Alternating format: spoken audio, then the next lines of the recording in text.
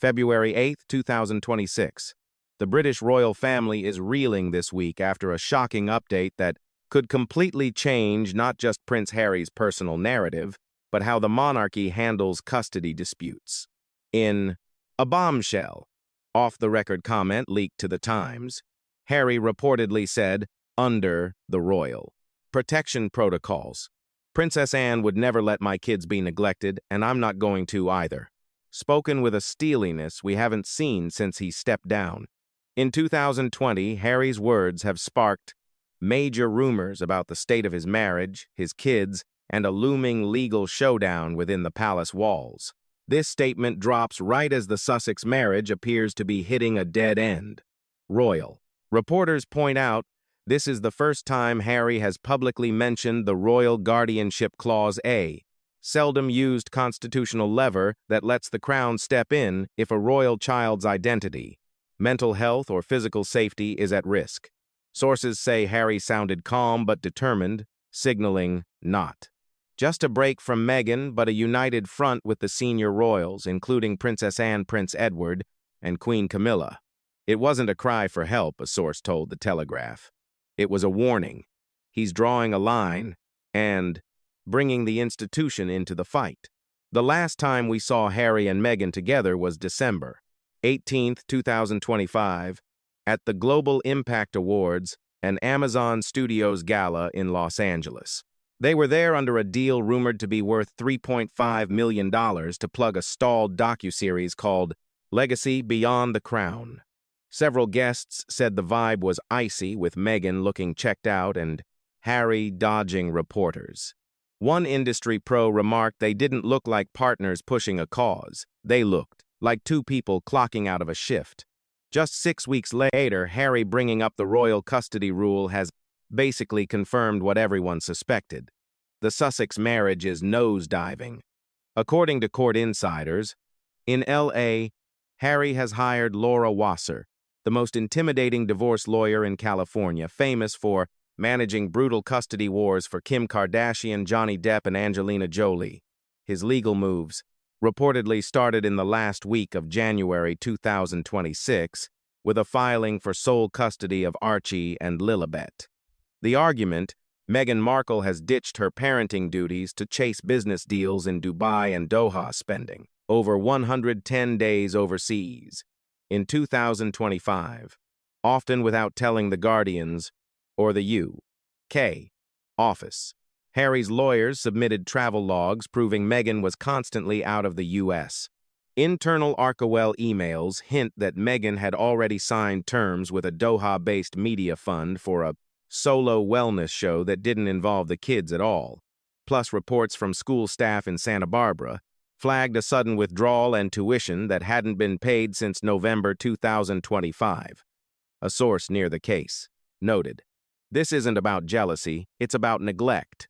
Harry claims Meghan is acting like a business operator first and a mom second. In a rare move, the palace responded via a legal brief on February 2, 2026, confirming the custody protocol was back in play due to extreme circumstances.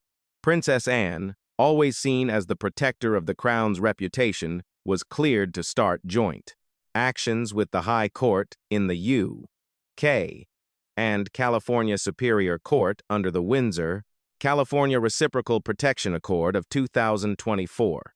Within hours, the kids' U.K. and U.S. passports were frozen.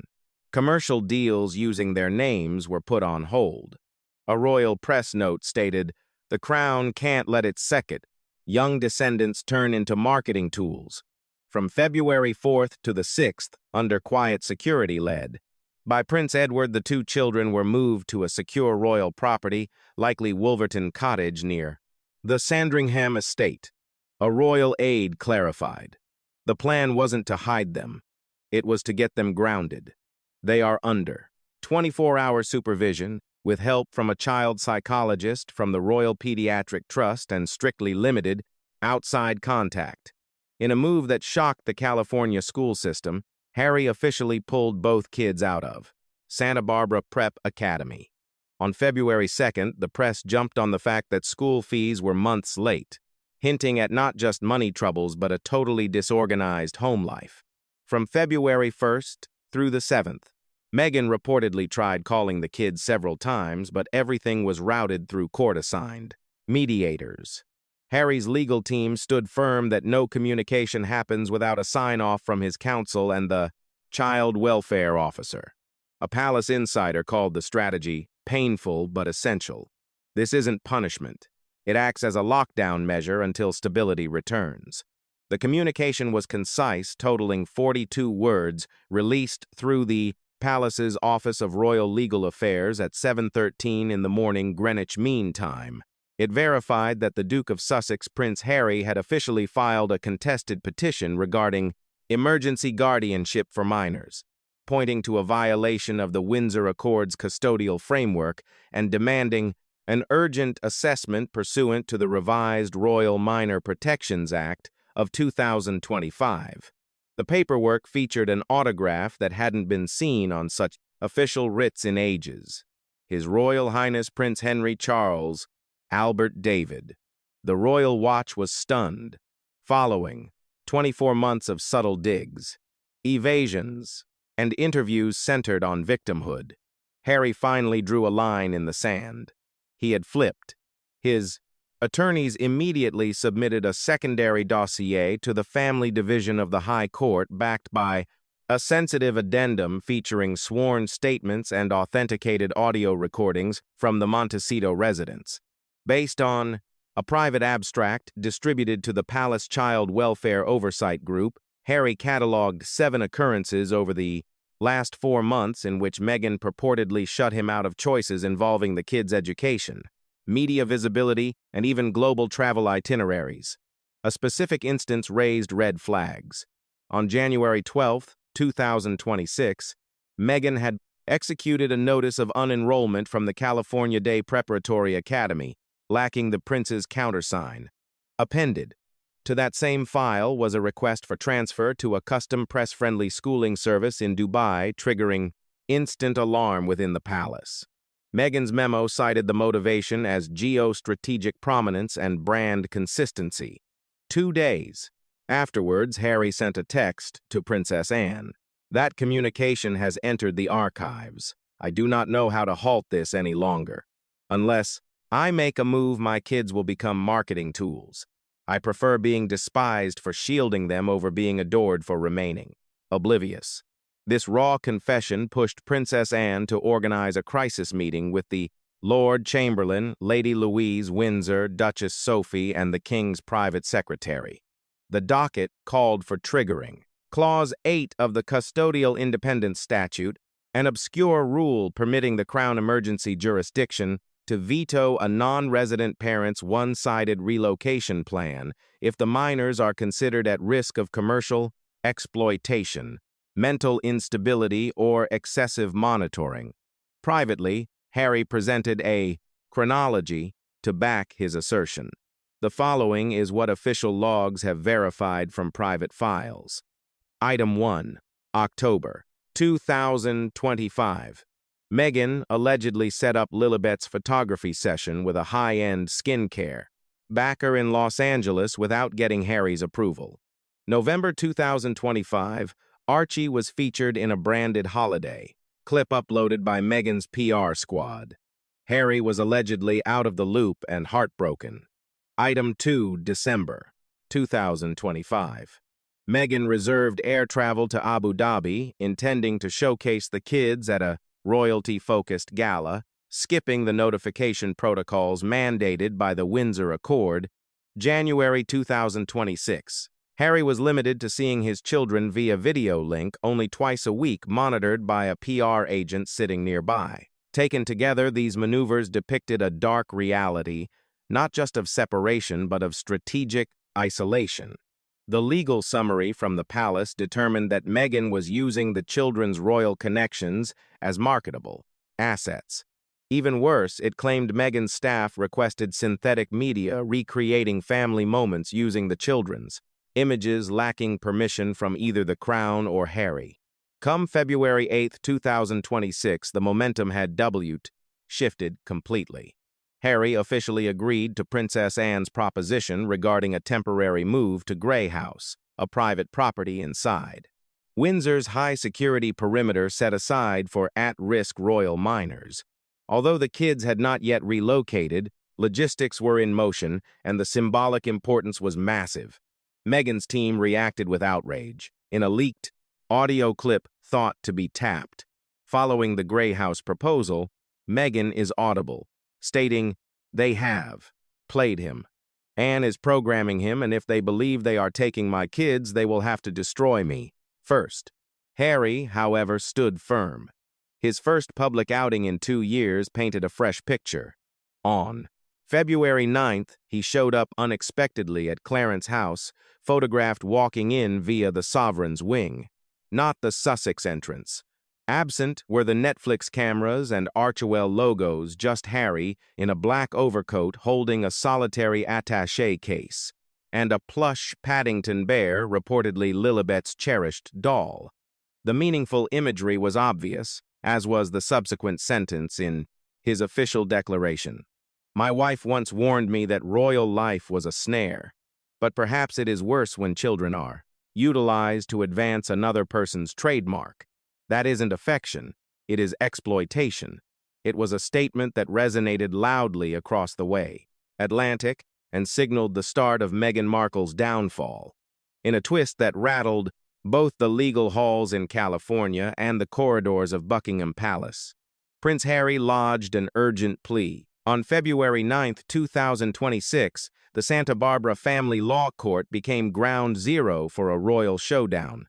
The filing, labeled "A Declaration of Protective Intent" for minor heirs of the House of Windsor, was far more than a standard custody petition.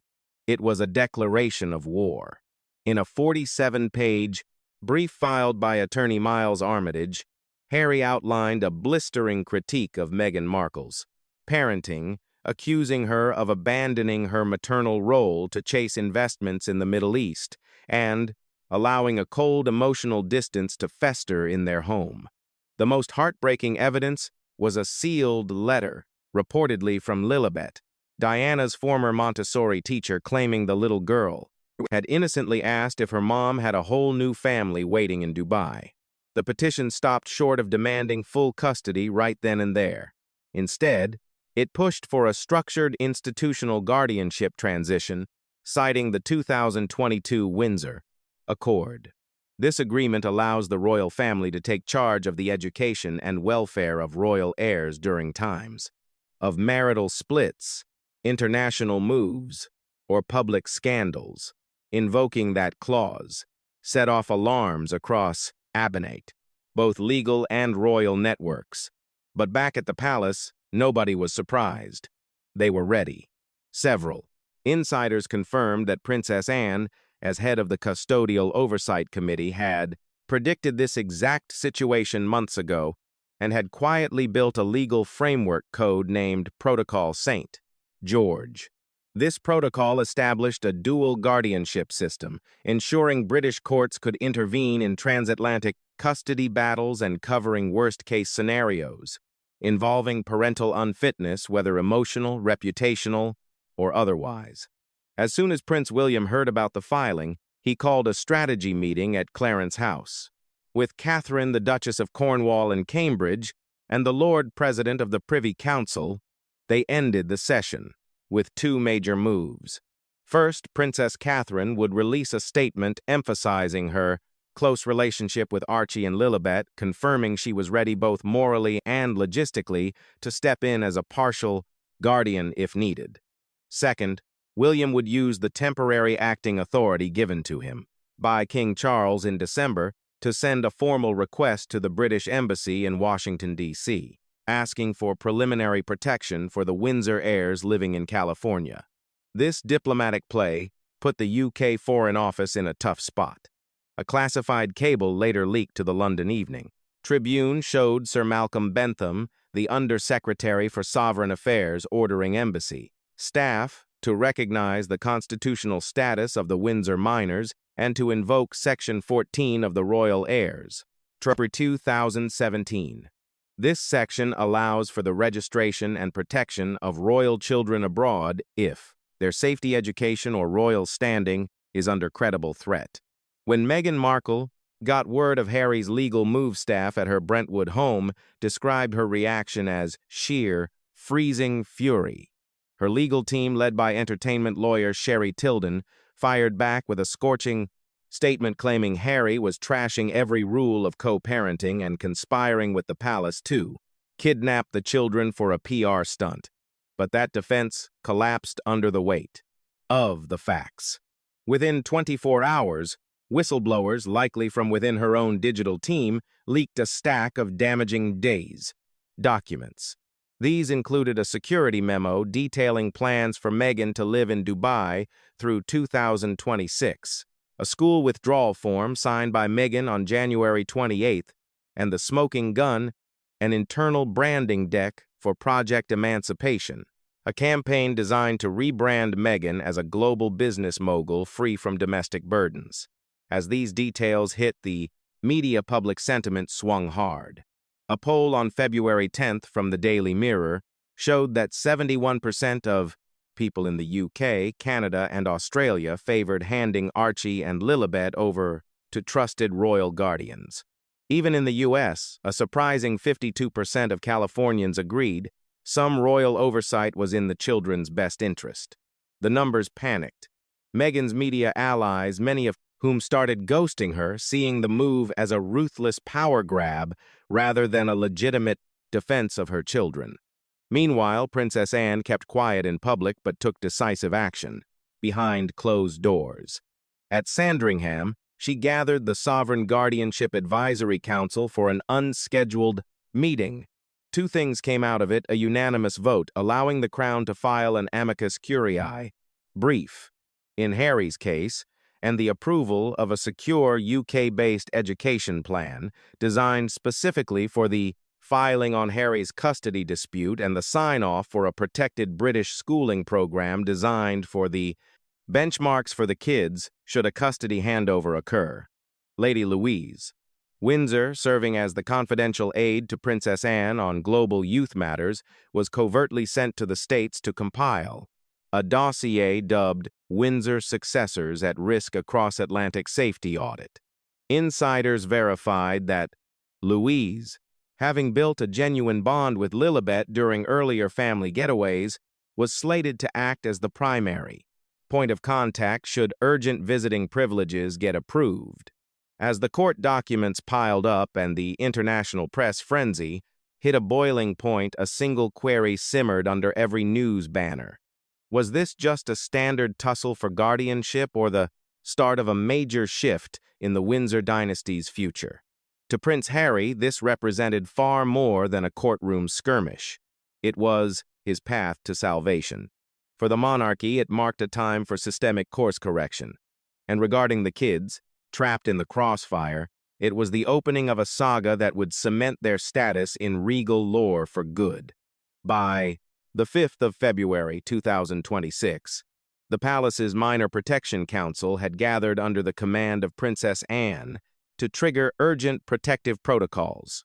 During a critical summit at Windsor Castle, Prince William and Princess Anne, flanked by top attorneys and delegates from the Royal College of Pediatrics, examined Meghan Markle's recent infractions, specifically missing mandatory video check-ins and taking unapproved corporate trips to Dubai and Doha when Archie and Lilibet should have been in class. The tipping point came via a seized file from a French couture label, a spilled memo exposing Meghan's plan to launch a Fresh Kids Health brand featuring artistic sketches of her own offspring. The board interpreted this as a renewed effort at commercial leeching, monetizing royal minors for unapproved high-end marketing. On February 6th at 9:45 a.m., Prince William triggered a scarce nexus clause of the Royal Family Custodial Sovereignty Charter, formally putting the 2026 guardianship measure into effect. This mandate assigned Archie and Lilibet to the immediate shared custody of the crown, namely William Catherine, and Princess Anne lasting until their 18th birthdays, or pending the completion of a comprehensive mental and judicial audit. The ruling was stamped and certified by the Royal Court of Clerks, then executed via diplomatic channels notifying U.S. officials through the British consulate in Los Angeles. The fallout was instantaneous. Meghan, having just touched down in Los Angeles for a scheduled Vogue feature, received word while driving to the studio that her access rights were provisionally halted awaiting a compliance check. Her response, captured by paparazzi lenses, was characterized as obvious terror shock and subsequent boiling fury. Meghan's camp slammed the palace for overstepping, yet legal pundits pointed out that her habitual defiance, unpredictable movements, and commercial use of the kids had nullified multiple previous custody assurances outlined in the Windsor Accord. Simultaneously, Harry's signed disclaimer from January giving up sole guardianship assertions to speed up the split was referenced as additional grounds for triggering the protocol. While not a complete renunciation, it undercut Meghan's position. She ceased to be the only guardian on file, and her moves were increasingly painted as violations of the moral and lawful benchmarks set in early 2020 post-departure. In the meantime, the kids stayed at a secret site within the UK, allegedly under tight protection, managed by the Crown's medical team. Catherine was spotted stopping by a youth therapy facility in Windsor, fueling theories that the junior royals were being folded into structured counseling and schooling regimens. The public reaction was split down the middle. Certain news platforms slammed the tactic as severe, whereas others hailed it as long-awaited. A collaborative piece by 3Child. Growth experts backed the monarchy's maneuvers, highlighting the abnormal mental pressure put on. Youngsters exposed to clashing public stories and merchandise leverage by a parent. Social platforms were buzzing with hot takes. A trending comment stated, "They aren't props, they are kids. Thank heavens the Crown intervened." Another argued, "This is a power play by William, masked as empathy." Yet the lack of noise from Harry was loud in its absence. Following the podcast spill in January, he hadn't shown his face publicly. Gossip circulated that he'd checked himself into a wellness clinic, while other theories placed him in Scotland, recalibrating under Princess Anne's guidance. Regardless, he wasn't standing up for Meghan's decisions anymore and was no longer relied upon for daily input regarding Archie and Lilibet. Meghan, cut off from her offspring and facing blistering media focus, pivoted her game plan. She lodged an initial plea within the California family court circuit, trying to halt the execution of the British custody mandate. However, legal authorities were fast to note that dual nationality youths bound by sovereign treaties and security clearance levels were seldom governed by typical statutory guidelines. The Global Family Law Alliance, having already logged the palace's paperwork, verified that this matter would proceed using a unique mixed legal framework. Meghan's odds of getting back the reins via standard legal channels had basically vanished. Dealing a crushing hit that same week, organizers in Paris officially scrubbed her scheduled cameo, pointing to the swirling scandal and potential bad press. She wasn't just uninvited, she was totally shut out. Vogue, Chanel, and 3 major labels quietly barred her, while a leaked text thread between high-level designers labeled Meghan as toxic and a PR nightmare. The hashtag #MomForProfit started trending worldwide. The public looked on the monarchy, stood its ground, and for the first time post-exit, the Duchess felt genuinely isolated. The incidents of February 2026 turned grim, as a massive organization acted swiftly to secure what they viewed as threatened heritage. After the unsettling discovery of her covert plan to whisk Archie and Lilibet away from any oversight, the firm, supported by royal attorneys, triggered the Windsor emergency guardianship mandate. Prince William, empowered with constitutional rights by King Charles weeks earlier, spearheaded the effort. A private notice arrived at the L.A. offices of Meghan's counsel, stating that any international trips with the kids lacking written permission from the palace violated the Windsor Agreement. It cited Article 7, Section 3, no descendant of the House of Windsor may be moved for long-term living arrangements outside of approved Commonwealth supervision, without notifying the monarch.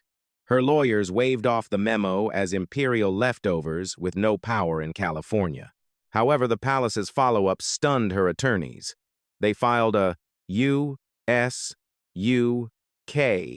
shared guardianship, intercession writ, or JCIO, a rare but valid provision last utilized in the Cold War era to safeguard diplomatic kids against foreign kidnapping.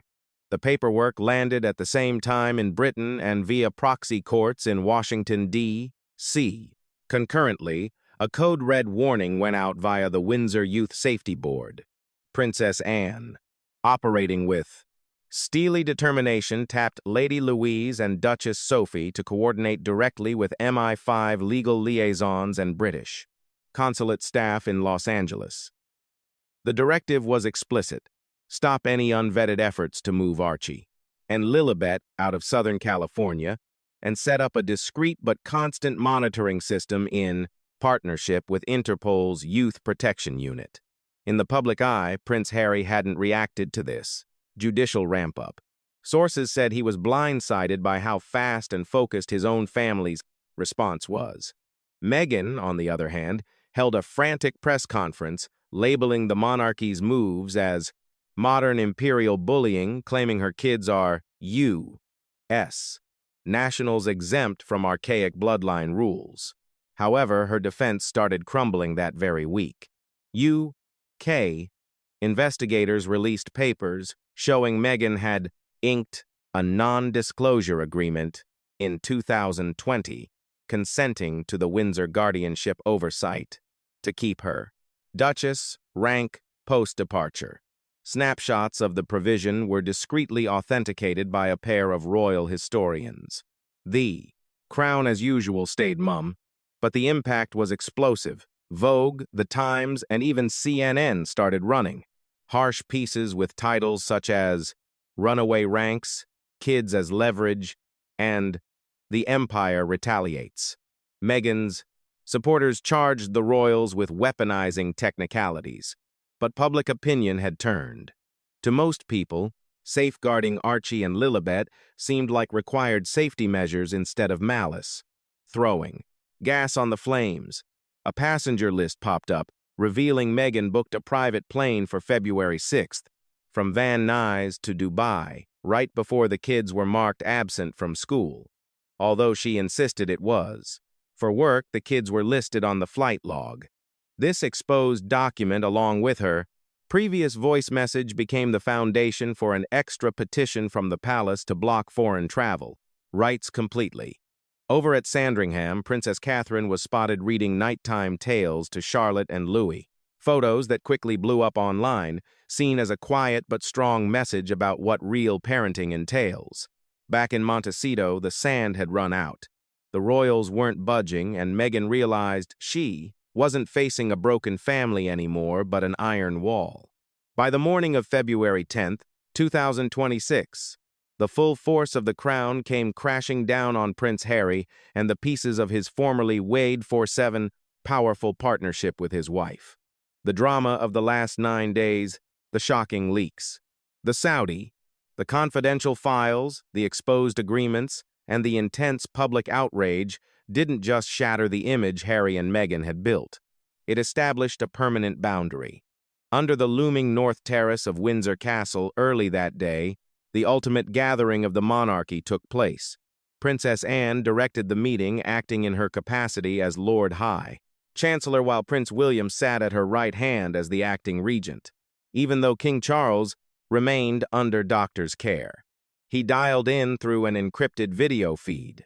Also in attendance were the Privy Council legal teams from the royal household and outside constitutional experts. Precisely at 9 in the morning Greenwich Mean Time, Anne broke the seal on a classified file labeled the Sussex Protocol's Instrument of Total Disassociation and Disinheritance. This decree, bearing the signature of King Charles, authorized by William and verified by top officials, served as a massive and unchangeable legal action. Basically, it laid out 6 primary mandates. First, complete removal of titles. Every remaining honorific, style, and privilege belonging to Prince Harry, Meghan Markle, and their offspring was officially rescinded forever. The justification referenced the Sovereign Titles Act of 1842 and the Succession Reform Protocols of 2024, triggering a disinheritance clause based on a secret codicil from Queen Elizabeth II in 2021. The Crown canceled any right for Harry or his kids to receive estates, trust funds, or ceremonial roles tied to the throne, or the Spencer inheritance. Second was a custodial override using the Windsor Accords child protection statutes. Ultimate authority regarding the guardianship, education, and raising of Archie and Lilibet was formally handed over to an impartial royal warden, a role assumed effective immediately by Duchess Sophie of Edinburgh. Third came the enforcement regarding breach of trust. The filing verified litigation against the Archewell Foundation, alleging fraud, misleading financial practices, and the unsanctioned application of royal crests. The Privy Seal and the United Kingdom Charities Commission were set to manage the shutdown together. Fourth was the Public Disclosure Clause. The palace granted itself permission to publish any required evidence, video, or facts needed to defend the institution's good name. This signaled the absolute termination of the no-comment strategy concerning allegations from the Sussexes. Finally, the Sunset Order gave Prince Harry a 30-day window to scrub every mention of his old titles from his commercial, legal, and public profiles. Ignoring this would result in frozen assets and immediate lawsuits, filed in the United Kingdom and the United States. The room went dead quiet as Anne concluded the reading. Prince William inked his signature on the last page, declaring with a somber tone, "The age of exceptions has ended. Now comes order." By noon, the press release hit the wires. The official statement was surgical, completely lacking emotion, and carried undeniable weight. It read, "His Majesty, the King, consulting with the royal household, the Privy Council, and experts on the Constitution, has executed a permanent legal separation from Henry Charles Albert David Windsor and all associated claims. The British monarchy stands as a pillar of responsibility, accountability, and trust. These core values will not be negotiated." The news trended globally within 10 minutes. From Los Angeles to Lagos and Delhi to Dubai, broadcasters announced the absolute finality of the move. Social media platforms blew up with mixed reactions. Some cheered the monarchy's backbone, while others grieved the family heartbreak. However, among royal experts, commentators, and scholars of the Constitution, the consensus was overwhelming. This had never happened. Even the crisis surrounding the abdication of Edward VIII resulted in such a complete and public cut. Meghan Markle, who was reportedly staying in Dubai, remained silent online. Her public relations squad released a generic comment regarding healing and privacy. Meanwhile, Prince Harry was seen in a VIP lounge at Heathrow Airport, looking ashen and tight-lipped, gripping a beat-up leather satchel. Sources believe he won't be flying back to the States, at least until the custody battle settles. Later that evening, Princess Anne broadcast a rare direct address through the royal family's verified YouTube account. Wearing her full military regalia, she looked directly into the lens. For the good of the country, the safety of the children, and the preservation of the crown. These measures were unavoidable. We cannot permit manipulation, exploitation, or negligence to determine our identity. She continued, noting that royal duty never bows to personal drama. It holds the line. It survives. Her voice was steady, her gaze unblinking. It was the monarchy's closing argument. For Harry and Meghan, there was no road back, no chance for an appeal, and no redemption within the palace. just the long, solitary path of